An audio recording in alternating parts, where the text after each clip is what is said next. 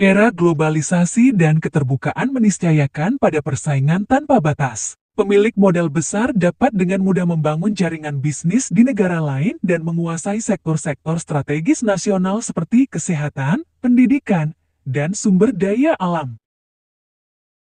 Melihat tantangan ini, Ketua Umum PP Muhammadiyah Haidar Nasir menganggap negara sebagai benteng terakhir untuk melindungi hajat hidup warga negaranya. Warga negara tidak boleh dibiarkan bertarung sendirian tanpa ada kehadiran dari negara.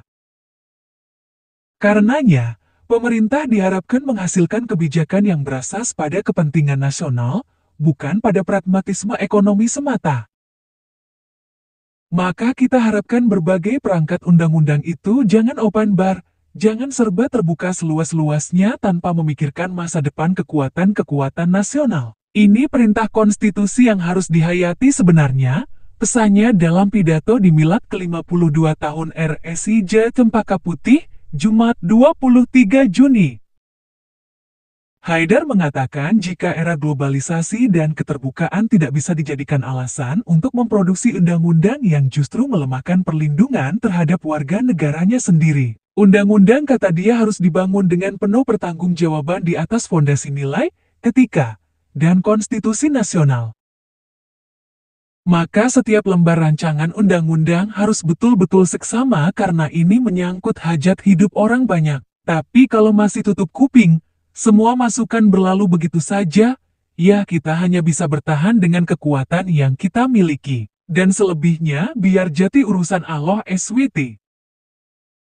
Sebagai kekuatan masyarakat sipil, pesan-pesan kebangsaan Muhammadiyah menurut Haidar bukanlah berasas pada pamrih tertentu, selain murni untuk kesejahteraan bangsa Indonesia sendiri.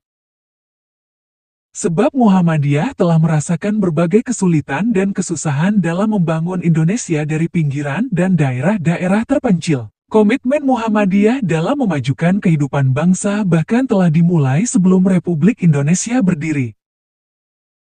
Sejak tahun 1920-an misalnya, Muhammadiyah telah menyebar ke seluruh Indonesia dan melakukan kerja-kerja kemanusiaan inklusif lewat pendidikan, kesehatan, dan pemberdayaan sosial dengan berbagai kesulitan dan keterbatasan. Kerja-kerja seperti itu terus dilaksanakan hingga saat ini.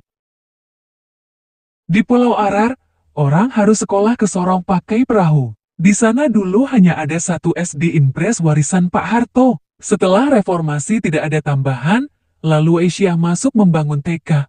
Muhammadiyah juga membangun SMP dan SMK. Dan pendidikannya Muslim dan non-Muslim hidup bersahabat dan bersaudara, merasakan betapa kehadiran Muhammadiyah di situ, kata Haidar.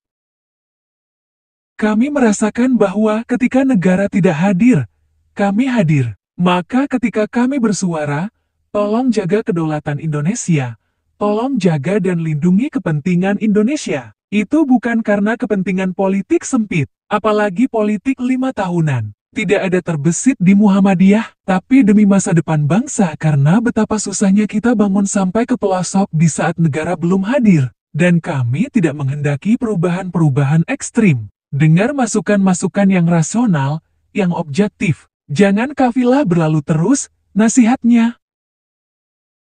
Bagi warga Muhammadiyah sendiri, Haidar berpesan untuk tidak pesimis. Jaringan yang dimiliki dan kepercayaan masyarakat terhadap Muhammadiyah harus dijadikan sebagai kekuatan dari dalam inner dynamic dalam bergerak membangun bangsa di tengah gempuran era globalisasi.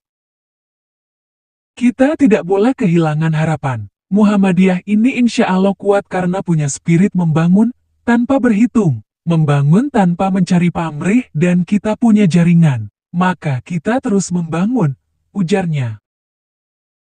Di sisi lain, dia berpesan agar seluruh jaringan amal usaha Muhammadiyah memperkuat ta'awun dan mewariskan sistem tata kelola modern yang baik dan ideal. Saya yakin 125 rumah sakit kita dan 173 perguruan tinggi Muhammadiyah termasuk satu di Malaysia dan ribuan sekolah kita 5 tahun ke depan terus kita konsolidasi. Itu akan jadi kekuatan yang besar dan kekuatan yang besar itu tidak rapuh karena dibangun di atas kemandirian. Itu yang paling penting, dibangun di atas kemandirian yang terbuka pada sinergi, kerjasama, dan relasi dengan berbagai pihak. Itu Muhammadiyah dan itu cara kita. Maka jaga kemandirian ini, pungkasnya.